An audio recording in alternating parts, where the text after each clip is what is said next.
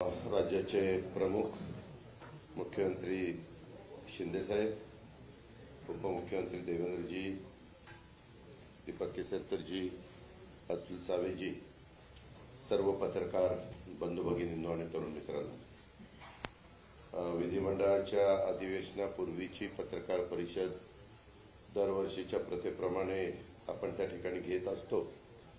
उद्याच्याला मी सुरुवातीलाच आपल्या सगळ्यांचं मनापासून स्वागत करतो. उद्यापासून विधिमंडळाचं पावसाळी अधिवेशन सुरू होत आहे आणि विद्यमान विधानसभेचं विधानसभा निवडणुकीपूर्वीचं हे शेवटचं अधिवेशन असणार आहे. त्यामुळं राज्यासमोरच्या अधिकाधिक प्रश्नांची सोडवणूक करून घेण्यासाठी या अधिवेशनाचा उपयोग व्हावा अशी सत्ताधारी महायुती म्हणून आमच्या सर्वांचाच प्रयत्न राहणार आहे. उद्यापासून अधिवेशनाच्या पार्श्वभूमीवर माननीय मुख्यमंत्री महोदय प्रथेप्रमाणे सर्वांना त्या ठिकाणी चहा पाण्याच्या करता बोलवत असतात आणि त्याच्यातून आपण वेगवेगळ्या प्रकारे प्रश्नांची सोडवणूक त्या ठिकाणी करत असतो. परंतु अलीकडे तुम्ही बघताय बरेच वर्ष नेहमीप्रमाणे विरोधी पक्षनेते चहापानाला येत नाहीत. मग ते निवेदन देतात, पत्र देतात आणि त्या पत्रामध्ये वेगवेगळ्या प्रकारचे मुद्दे ते त्या ठिकाणी टाकलेले असतात. त्यांनी आज देखील एक पत्र माननीय मुख्यमंत्री महोदयांना दिलेलं आहे आणि त्या पत्राची सुरुवातच त्यांनी मनुस्मृतीतल्या श्लोकाच्या मुद्द्यांनी केलेली आहे. खरं तर त्याची काही गरज नव्हती. याच्याबद्दल स्वतः दीपक केसरकर साहेब इथं बसलेले आहेत. याबद्दल कुठल्याही प्रकारचा तशा प्रकारचा श्लोक त्या पुस्तकामध्ये नाहीये. आम्ही सातत्याने सांगतोय. त्याच्यामध्ये त्यांनी पत्राच्या सुरुवातीलाच मनुस्मृतीतल्या श्लोकाचं मुद्द्याचं केलेलं जे काही त्याच्याबद्दलचं बोलणं आहे त्याची काही गरज नव्हती. आपल्याला सगळ्यांना माहिती आहे की महाराष्ट्र छत्रपती शिवाजी महाराज, राजर्षी शाहू महाराज, महात्मा ज्योतिराव फुले, डॉक्टर बाबासाहेब आंबेडकरांचं महाराष्ट्र. त्याच्यामुळे मनुस्मृतीवर कसल्याही पद्धतीचा थरा ह्या महाराष्ट्रामध्ये असू शकत नाही हे माहिती असून सुद्धा जाणीवपूर्वक एक नरेटिव्ह सेट करण्याच्या निमित्तानं विरोधी पक्ष विनाकारण गैरसमज पसरवण्याचा प्रयत्न करतात आणि जाती जातीमध्ये तेढ लावण्याचं राजकारण करतायत. हे योग्य नाही आणि हे महाराष्ट्राला परवडणारं देखील नाहीये. महायुतीतल्या कुठल्याही नेत्याने अभ्यासक्रमात मनुस्मृतीचा समावेश करण्याचं समर्थन केलेलं नाही. उलट आमच्या सगळ्यांच्याच अशा चुकीच्या प्रवृत्तींना ठाम विरोध आहे. आज आपण बघतोय आजचा दिवस तर अतिशय महत्वाचा आहे. 26 जून म्हणजे सामाजिक न्यायाचे जनक राजर्षी शाहू महाराजांची 150वी जयंती आहे. राजर्षी शाहू महाराजांनी त्यांच्या करवीर संस्थांच्या माध्यमातून या देशात पहिल्यांदा दुर्बल घटकांच्यासाठी आणि राखीव जागांच्यासाठी कायदा केला आणि बहुजनांच्या मुलांच्यासाठी शिक्षणाची द्वारं खुली केली. शेतकऱ्यांच्यासाठी धरणं बांधली, त्यांना आधुनिक पद्धतीनं शेती करायला शिकवलं. शेतकऱ्यांच्यासाठी त्यांनी त्या काळामध्ये बाजारपेठा उभ्या केलेल्या आपण सगळ्यांनी त्याबद्दलचा इतिहासामध्ये ऐकलेला आहे. आणि या सगळ्या गोष्टी करत असताना त्यांनी त्या काळात नवीन उद्योग आणले. सर्व जाती धर्माच्या मुलांना शिक्षण कसं घेता यावं यासाठी त्यांनी हॉस्टेल देखील बांधली. अशा लोककल्याणकारी राजर्षी शाहू महाराजांचा वारसा हे राज्यांच्या मुख्यमंत्र्यांच्या नेतृत्वाखाली पुढे नेत असताना मनुस्मृतीसारख्या मुद्द्याला या महाराष्ट्रात स्थान असणार नाही हे मी या निमित्तानं पुन्हा एकदा ठामपणे सांगू इच्छितो. इतर पण वेगवेगळ्या प्रकारचे मुद्दे आहेत. त्याच्या संदर्भामध्ये सभागृहामध्ये चर्चा होईल. सभागृहामध्ये तुम्ही बघा, मुख्यमंत्र्यांनी जबाबदारी स्वीकारल्यापासून कुठलंही अधिवेशन हे गुंडाळण्यात आलेलं नाही. सभागृह व्यवस्थितपणे सकाळपासून संध्याकाळपर्यंत चालतं. प्रत्येक बिलावर, प्रत्येक लक्षवेधीवर, प्रत्येक जी आयुध नियमाप्रमाणे वापरली जातात त्या आयुधावर चर्चा होती आणि त्याच्या उत्तरातनं समाधान केलं जातं. प्रत्येकाचं उत्तर राज्य सरकारकडे आहे. त्यामुळं असं कोणी विरोधी पक्षांनी समजण्याचं कारण नाही. वेगवेगळ्या प्रकारच्या बातम्या त्यांना काय द्यायच्या, त्यांनी काय बोलायचं होतं त्यांचा लोकशाहीमध्ये अधिकार आहे. परंतु राज्य सरकार प्रत्येक उत्तर द्यायला समर्थ आहे, त्याबद्दल कुणी मनामध्ये तिळमात्र शंका आणण्याचं कारण नाही।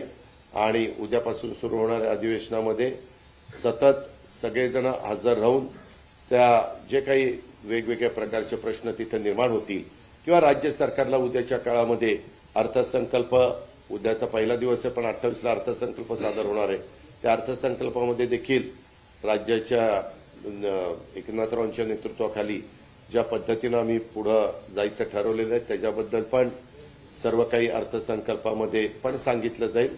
आणि इतर देखील आयुध वापरून जर काही प्रश्न निर्माण केले गेले तर त्यालाही समर्पकपणे उत्तरं दिली जातील याबद्दलची खात्री मी या पत्रकार परिषदेच्या निमित्तानं आपल्याला पण आणि आपल्यामार्फत राज्यातल्या जनतेला पण देतो। पुन्हा एकदा आपलं स्वागत करतो। धन्यवाद।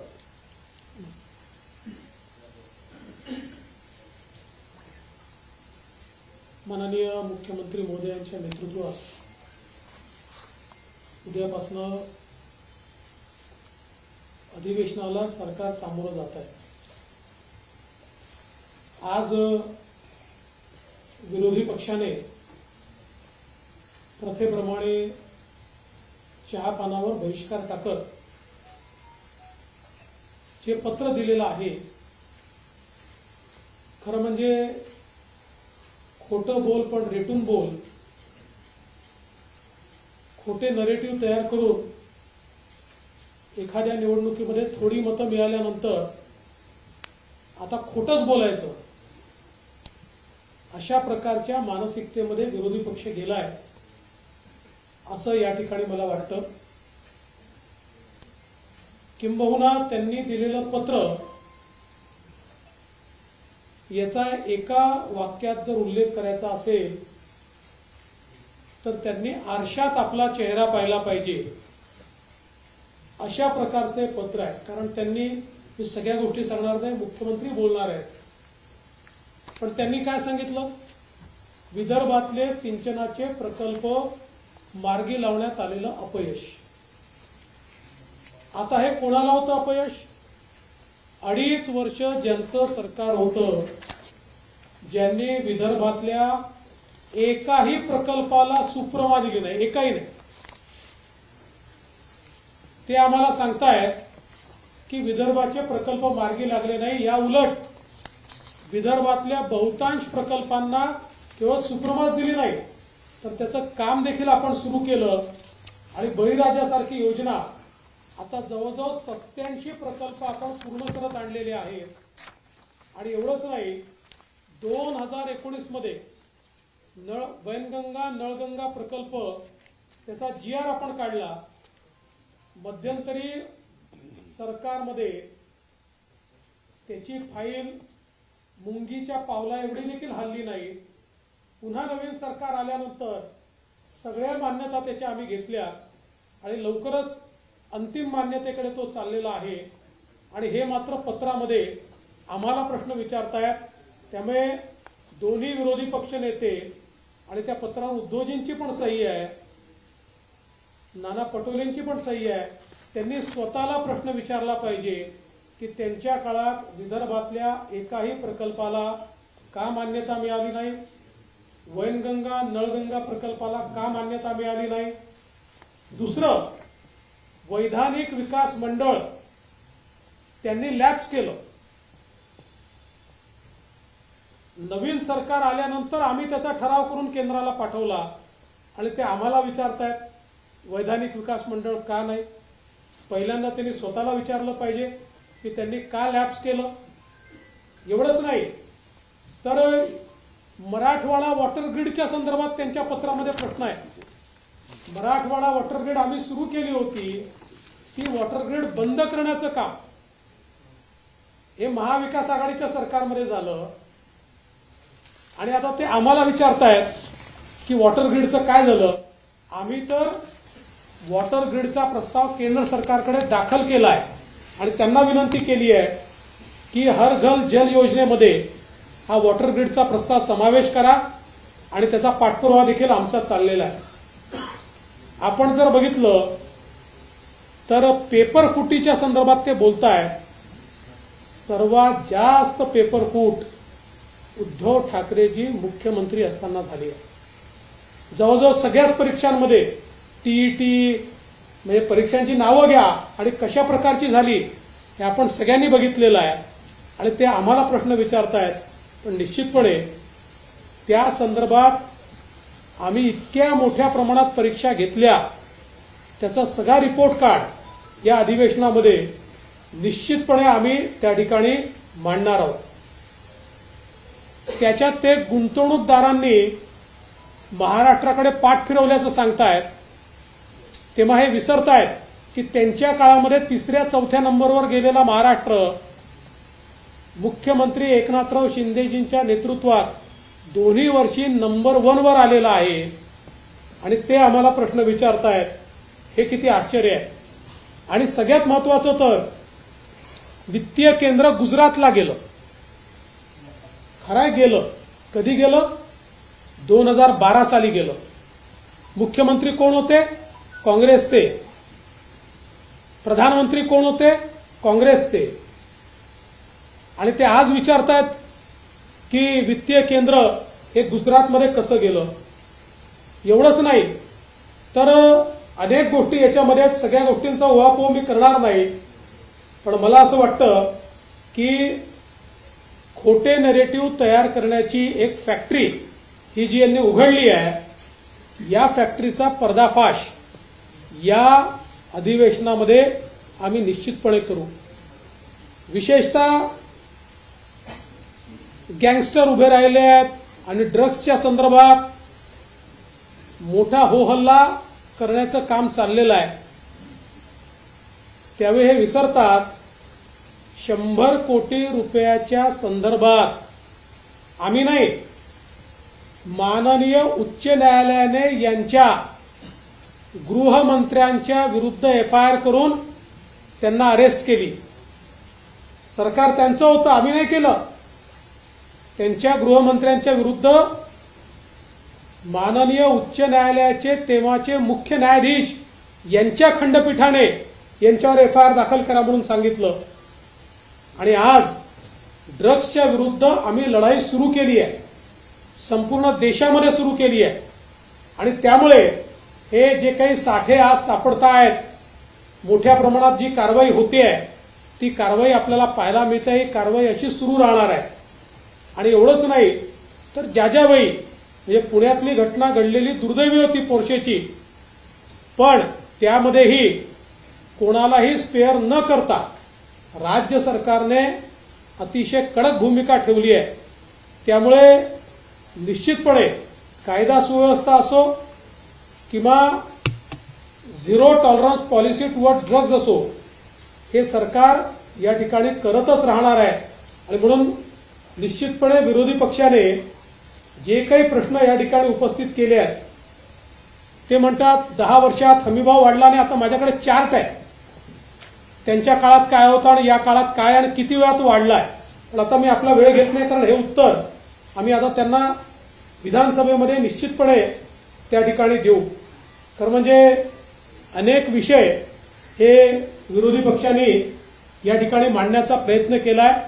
पण जसं मी सांगितलं ते जितके वेळा बोट आमच्याकडे एक उगारतात 4 बोटं त्यांच्याचकडे निघतात. कारण त्यांची अकर्मण्यता, त्यांचा भ्रष्टाचार. म्हणजे आता या पत्रामध्ये ते 40% सरकार म्हणतायत. बॉडी बॅगचा घोटाळा कोणी केला? माझा सवाल आहे. अरे प्रेताच्या टाळूवरचं लोणी खाणं कशाला म्हणतात? ते कोविडचे घोटाळे, खिचडीचे घोटाळे हे सरकार विसरलेलं, हे विरोधी पक्ष विसरलेला दिसतोय. सगळं काढणार आम्ही, सगळी उत्तरं देणार.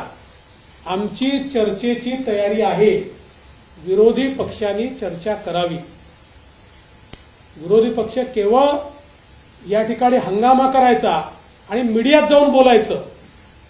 मीडियामध्ये बोलण्यापेक्षा त्यांनी सभागृहात बोलावं. आम्ही त्याला उत्तरं देऊ. आम्ही शेतकऱ्यांकरता काय केलं, त्यांनी काय केलं याची उत्तरं आम्ही देऊ. पुढे काय करणार आहोत याची उत्तरं आम्ही देऊ.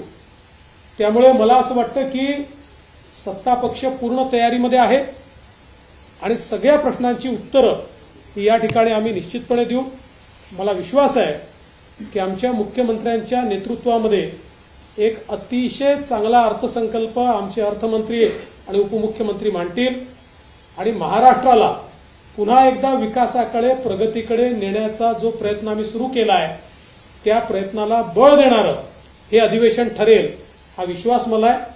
मी पुन्हा एकदा माननीय आपल्या सर्वांचं स्वागत करत माननीय मुख्यमंत्र्यांना विनंती करतो की माननीय मुख्यमंत्री महोदयांनी आपल्याला संबोधित करावं.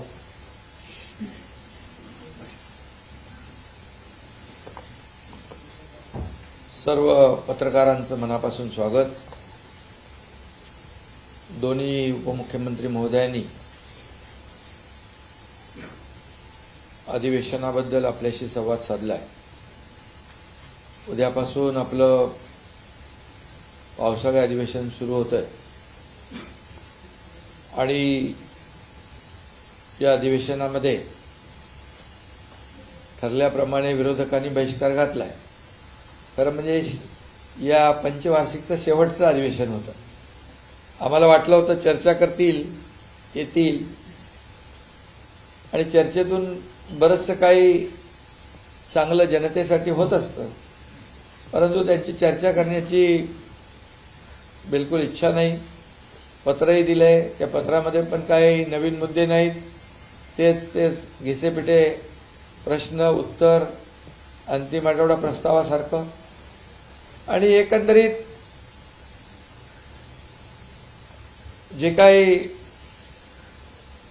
चर्चा सभागृहात करायची आमची तयारी आहे, उत्तराची तयारी आहे, परंतु त्यांची तयारी नाही. त्यांची तुमच्यासमोर येऊन खोटं बोल पण रेटून बोल, जसं देवेंद्रजींनी त्यांना काही उत्तरं दिली, अजितदादांनी दिली.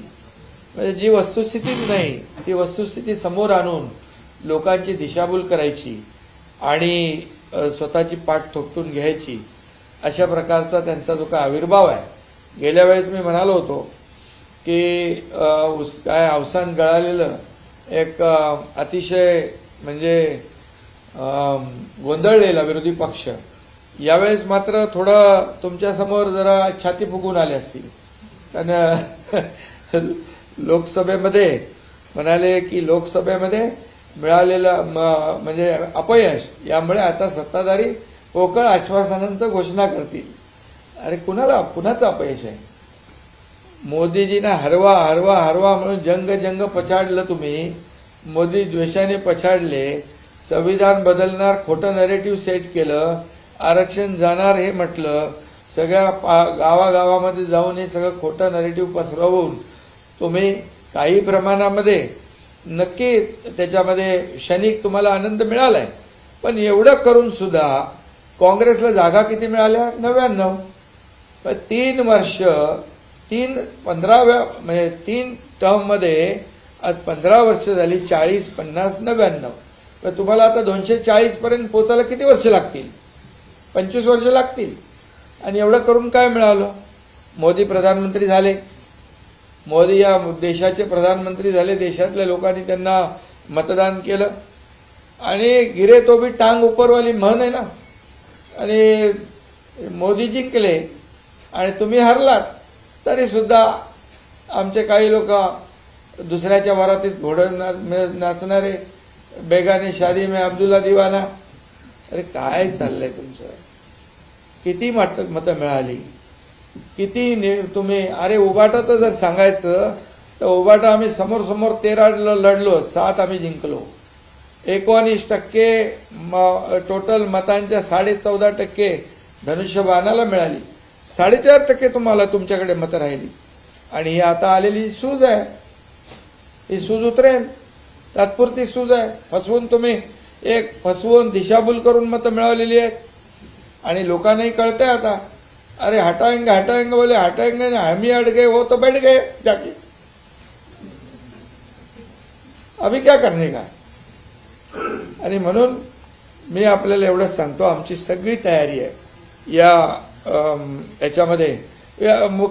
जेव्हा सरकार स्थापन झाल्यापासून पहिल्या दिवसापासून विरोधक काय म्हणत होते? सरकार पडणार. आता पडतंय, 2 महिन्यांनी पडतंय, 4 महिन्यांनी पडतंय. पडता सरकार मजबूत होत गेलं. अजितदादा आले आमच्या बरोबर. असं अजून मजबूत होत झालं. मग मुख्यमंत्री बदलणार, देव पाण्यात बुडवून तुम्ही ठेवले. पण काय झालं का? 2 वर्ष आता 30 तारखेला होत आहे सरकारला. एक मजबूत सरकार या महाराष्ट्राने पाहिलेलं आहे. मजबूत निर्णय घेणारं सरकार महाराष्ट्राने पाहिलेलं आहे. तुम्ही काय सांगता आम्हाला? तुम्ही काय दिलं शेतकऱ्यांना? आमच्याकडे आकडेवारी आहे. शेतकऱ्यांच्या तोंडाला पानं पुसण्याचं काम कोणी केलं हे माहिती आहे लोकांना. आज शेतकऱ्यांना वाऱ्यावर आम्ही सोडणार नाही, सोडलंही नाही. आज शेतकऱ्यांच्या बद्दल जे काय भाष्य केलं जातं, एनडीआरएफचे आम्ही निकष बदलले, डबल केले, 2 हेक्टरचे 3 हेक्टर केले. सततच्या पावसाचं होणारं नुकसान कधी मिळत होतं, गोगलगाईने केलेलं नुकसान मिळत होतं, आपल्या सरकारने दिलं. 15,000 कोटी रुपये फक्त नुकसान भरपाईचे दिले. 6,000 रुपये मोदी साहेबांचे, 6,000 रुपये राज्य सरकारचे, असे 12,000 रुपये आपण देतो. 1 रुपयात पीक विमा योजना देणारं राज्य पहिलं राज्य आहे. 45,000 कोटी रुपये आतापर्यंत शेतकऱ्यांना नुकसान भरपाई आणि या सर्व योजनांमधून आपण दिलेले आहेत. आणि म्हणून हे सरकार काम करणार आहे आणि सर्वसमावेशक. मग अशी सांगितलं देवेंद्रजींनी, कुठलं पाण्याचं ते विदर्भाचं सिंचन, एक तरी सिंचन प्रकल्प, 121 सिंचन प्रकल्प आपल्या सरकारने केले, सुधारित प्रशासकीय मान्यता. जवळपास 15 लाख हेक्टर जमीन ओलिताखाली येणार आहे. काय तुम्ही केलं शेतकऱ्यांसाठी? मराठवाडा वॉटर ग्रीड तुम्ही भासणात गुंडाळलं, ते आता आम्ही सुरू करतोय. जलयुक्त शिवार सारखी चांगली शेतकऱ्यांची वरदान ठरणारी योजना तुम्ही बंद केली. देवेंद्रजींच्या काळात चालू होती, ती आम्ही आल्या सरकार आमचं आल्या आम्ही चालू केली. तुम्ही सगळे प्रकल्प बंद केले. मेट्रो पासून सगळं काम बंद केलं. समृद्धीपासून सगळं या अटल सेतूमध्ये दांडा घालून ठेवला. काय काय केलं नाही तुम्ही? हे सगळे प्रकल्प आम्ही सुरू केले आणि आज सगळीकडे योजना, महिलांसाठी योजना असतील, युवकांसाठी असतील, शेतकऱ्यांसाठी असतील, ज्येष्ठांसाठी असतील, हे सगळे किती प्रकल्प शासन आपल्या दारी. कधी झालं होतं? कधी कुणाला शासनाचे लाभ कंटाळून कटकट करून सोडून देत होते लोक? आज शासन आपल्या दारीच्या माध्यमातून कोट्यावधी लोकांना, जवळपास 4 कोटीपेक्षा जास्त लोकांना त्याचा फायदा झाला. हे शासनाचं काम आहे आणि शासन लोकांच्या दारातच म्हणजे शोभून दिसतं. लोकांच्या दारात जाऊन काम करणारं हे सरकार आहे. बाळासाहेब ठाकरे म्हणायचे, कोणी आलं तर मंत्रालयातून खाली उतरून त्यांना भेटा. आम्ही तर डायरेक्ट शासन दारी आम्ही घेऊन गेलो. आणि म्हणून ह्या सगळ्या ज्या काही बाबी आहेत, खोटं बोला पण रेटून बोला, या परिस्थितीमध्ये थोडा काळ त्यांना आनंद झालेला आहे. आज पुन्हा मोदी साहेब प्रधानमंत्री झालेले आहेत. आल्या त्यांनी काय केलं? शेतकऱ्यांच्या जे काही इन्स्टॉलमेंट आहे, शेतकरी सन्मान योजना, त्याच्यावर सही केली. अरे शेतकरी, कष्टकरी, गोरगरीब लोक आहेत, त्याच्यासाठी आम्ही काम करतोय. आणि यामध्ये तुम्हाला मी एवढंच सांगतो की खोटी आकडेवारी देऊन तुम्हाला क्षणिक आनंद घेता येईल, परंतु लोकांना फसवता येणार नाही. गेल्या 2 वर्षाच्या कामगिरीवर आता उद्या आमचा अर्थसंकल्प आहे. अर्थमंत्री इथे बसलेले आहेत आणि आम्ही खोट्या अफवांचा पाऊस पडणारे लोक नाही. आम्ही जे बोललोय ते दिलेलं आहे, तपासून घ्या. आणि उद्या देखील उद्याच्या अर्थसंकल्पातून काय काय निघेल ते जनतेच्या हिताचंच निघेल, शेतकऱ्यांच्या हिताचंच निघेल, माता भगिनींच्या हिताचं निघेल, तरुण बेरोजगार लोकांच्या हिताचं निघेल, ज्येष्ठांच्या हिताचं निघेल, सगळ्यांच्या हिताचंच. हे सर्व समावेशक, हे सर्वसामान्यांचं सरकार आहे. आणि आज तुम्ही खोटे आरोप करता. उद्योग पळाले, त्याच्यावर तुम्ही तर बोललात, उद्योग पळाले. अरे आज या महाराष्ट्रामध्ये जवळपास 1,37,00,000 कोटीची पहिली गुंतवणूक झाली, नंतर 5 लाख कोटीची इन्व्हेस्टमेंट झाली. महाराष्ट्र आता इंडस्ट्री फ्रेंडली स्टेट झालेला आहे आणि म्हणून येणाऱ्या सर्व गुंतवणुका ज्या आहेत या महाराष्ट्रामध्ये येत आहेत. महाराष्ट्रामध्ये पोटेन्शियल आहे, चांगलं इन्फ्रास्ट्रक्चर आहे, कनेक्टिव्हिटी आहे, स्किल मॅनपॉवर आहे. आणि तुम्ही काय केलं? तुम्ही माणूस आला की सगळं चर्चा झाल्यानंतर शेवटी आमचं काय? आम्ही ते विचारत नाही. तुम्हाला काय मदत पाहिजे सांगा, आम्ही रेड कार्पेट देतो, आम्ही सबसिडी देतो, सिंगल विंडो क्लिअरन्स आम्ही देतो. म्हणून तर मोठ्या प्रमाणात केसरकर इकडे आहेत. 4 लाख लोकांना जर्मनीमध्ये रोजगार देण्याचा एमओयू साईन झालेला आहे. आज लोडाच्या स्किल डेव्हलपमेंट याच्यामधून डिपार्टमेंटमधून लाखो लोकांना नोकरी मिळाली.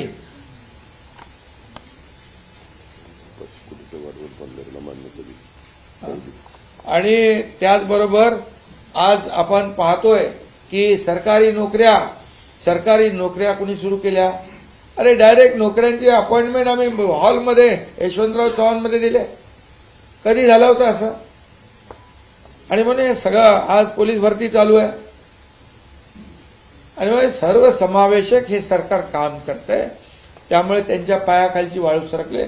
मी तुम्हाला सांगतो, या कामाच्या जोरावर हे जे केलेले 2 वर्षामध्ये आम्ही घेतलेले निर्णय हे सर्वसामान्यांच्या हिताचे निर्णय आहेत. आज कोस्टल हायवे सुरू झाला, 2 ओपन केले. काय म्हणाले? आम्ही केलं.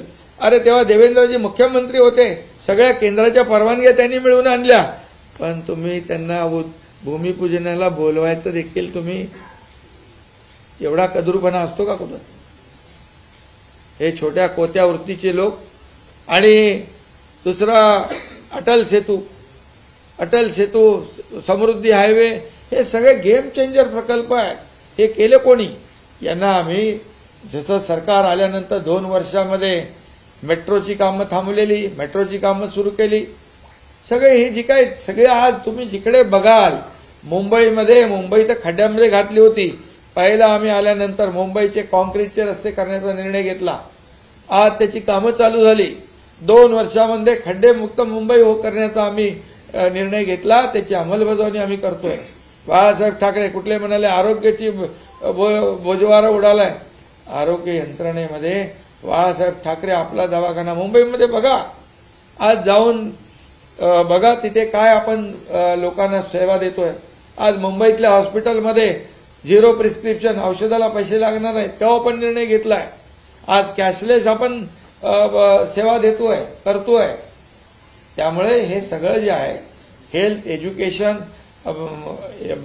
सगळ्याच क्षेत्रामध्ये, कृषी विभागामध्ये, सर्व क्षेत्रामध्ये, उद्योग विभागामध्ये आज ज्या पद्धतीने लोक येत आहेत, खऱ्या अर्थाने हा जो काही विकास आहे हा लोकांना पाहत नाही. आणि आता केंद्र सरकारमध्ये पुन्हा मोदीजी आलेत. त्यांनी मगाशी मी म्हटलं की शेतकऱ्यांसाठी निर्णय घेतला तसा वाढवणचा 67,000 कोटीचा प्रकल्प आज त्यांनी मंजूर केला.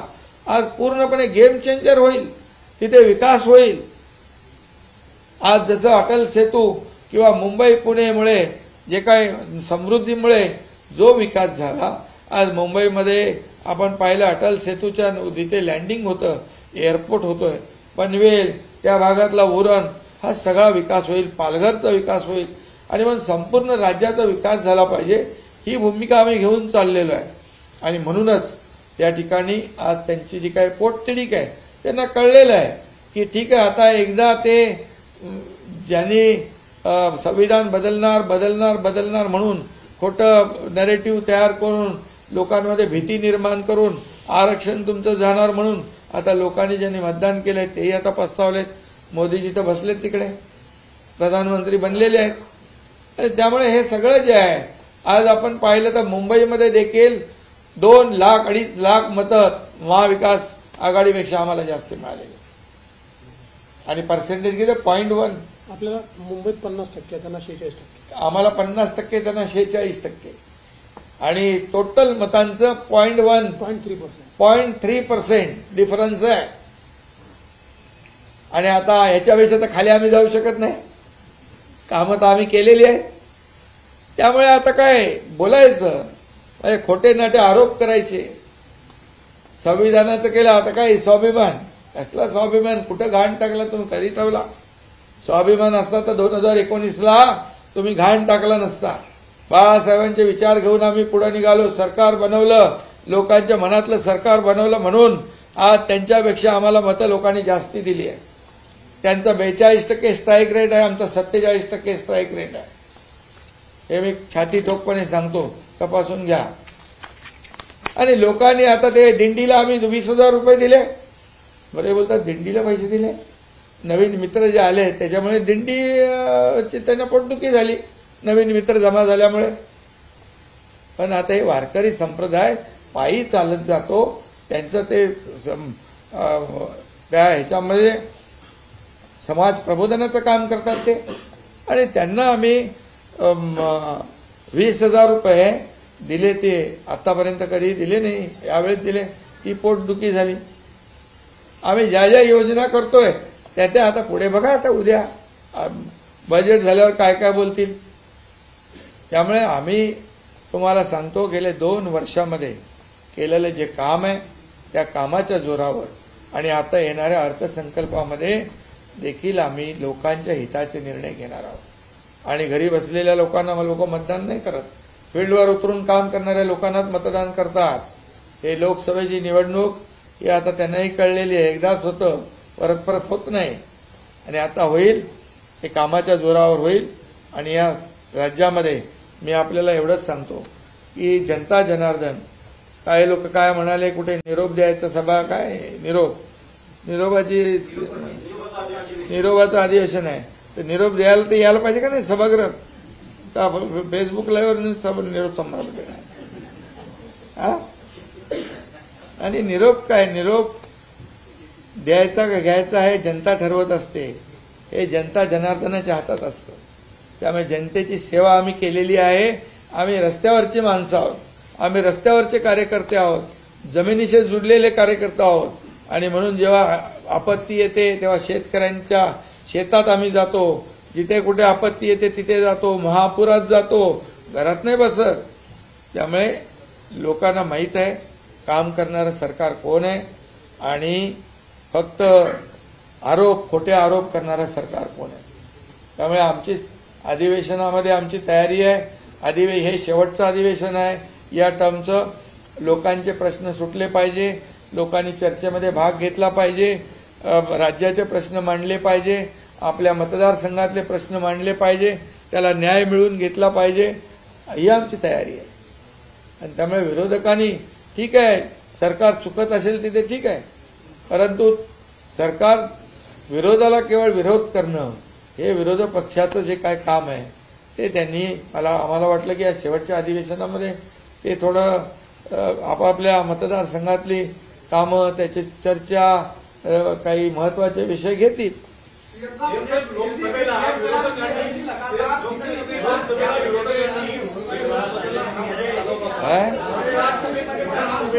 अरे एक जण बोला ना, काय चाललंय,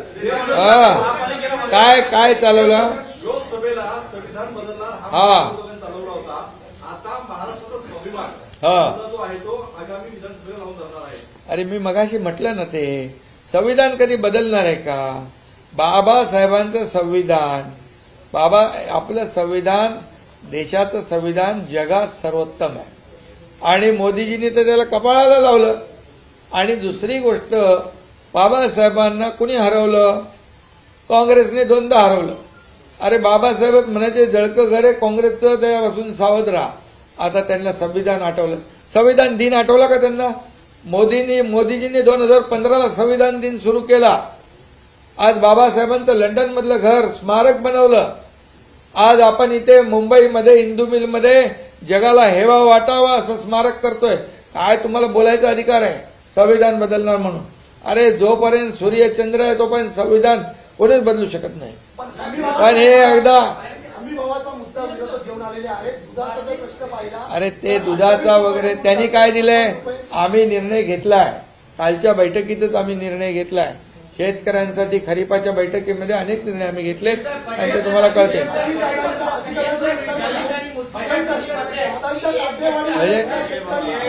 अरे दूध उत्पादन 5 रुपये देतो ना आपण. त्याबद्दलचं उत्तर मी सभागृहात देईन, काळजी करू नका.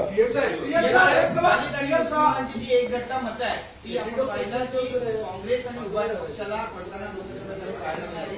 विधानसभेमध्ये पण हाच ट्रेंड चालेल असं बोललं जातं. यासाठी तुम्ही काय करणार. अरे बाबा, 1 लोकसभा म्हणजे 6 विधानसभा. आता 6 विधानसभेतली एकत्र मतं आली. ही विधानसभेमध्ये एकीकडे 40,000 50,000, दुसरीकडे 3 लाख मतं आहेत. आणि आता सगळे जागृत झालेले आहेत. एवढं करून पण मिळवलं काय. किती पर्सेंटेज आपल्यापेक्षा जास्ती मतं मिळवली तर त्याचा अभ्यास करा.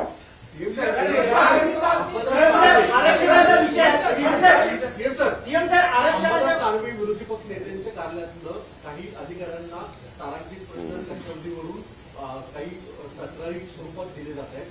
खरंच असे काही तक्रारी आल्यात का प्रशासनाकडनं की काही अधिकाऱ्यांना ब्लॅकमेलिंग करणं, अधिवेशनाच्या तोंडावर काही प्रश्न विचारले जाणार? कोण अंबादास करतात का ब्लॅकमेल? ते तपासून घेऊ ना. एक आमच्याही कानावर आल्यात ते.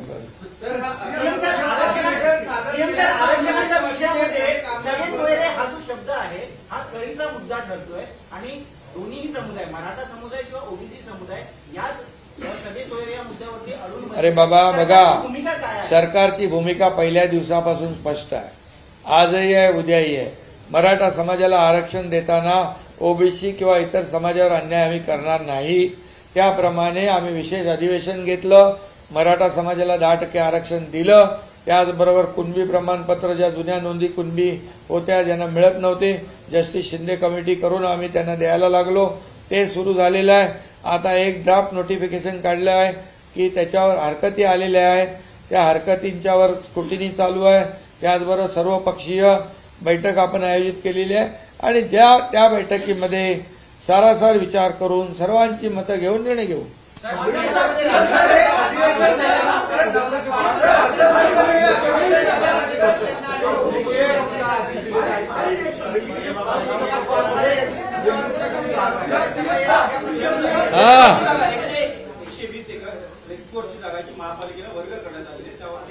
काय झालं ते? काय प्रॉब्लेम आहे? अरे ते तर आपण सेंट्रल पार्क म्हणजे इंटरनॅशनल वर्ल्ड क्लास आपण तो हे करतोय, मोठं गार्डन करतोय, सेंट्रल पार्क करतोय. आतापर्यंत तिथे रेसकोर्स होतं. रेसकोर्स ठेवून आपण 120 एकर जागा घेतली. त्या जागेवर एक कुठलंही बांधकाम होणार नाही.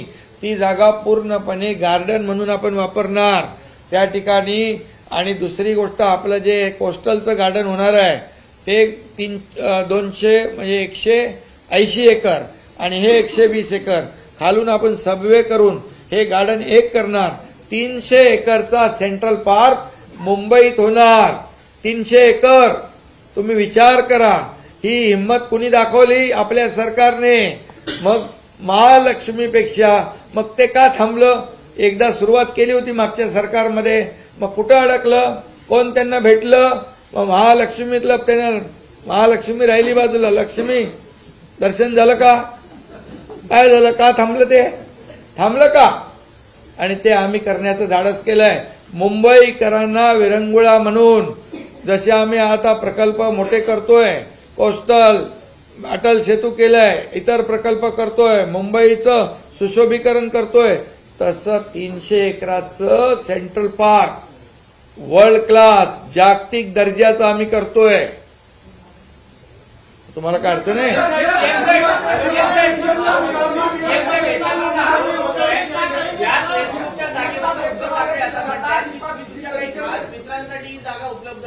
कुठे? उद्धव ठाकरे असा आरोप करतात. कशामध्ये? कुठल्या गार्डन मध्ये पळा? रेसकोर्सच्या जागेवर. अरे रेसकोर्सवर बांधकामच नाही होणार आहे. तेच गार्डन मध्ये खेळायला काय? आमचे मित्र 120 अरे त्यांच्या मित्राने पण बोलू. 120 एकर म्हणजे 300 एकराचं गार्डन मुंबईमध्ये होतंय. पत्रकार मित्रांनो, तुम्हाला याची नोंद घ्या. 300 एकरचं गार्डन सेंट्रल पार्क या मुंबईत होतंय. एक मोठा ऑक्सिजन पार्क आहे. आम्ही डीप क्लीन ड्राईव्ह सुरू केलं. पोल्युशन खाली आलं, रस्ते साफ झाले. खड्डे आहेत का आता? इतके वर्ष खड्ड्यामधून प्रवास केला ना तुम्ही.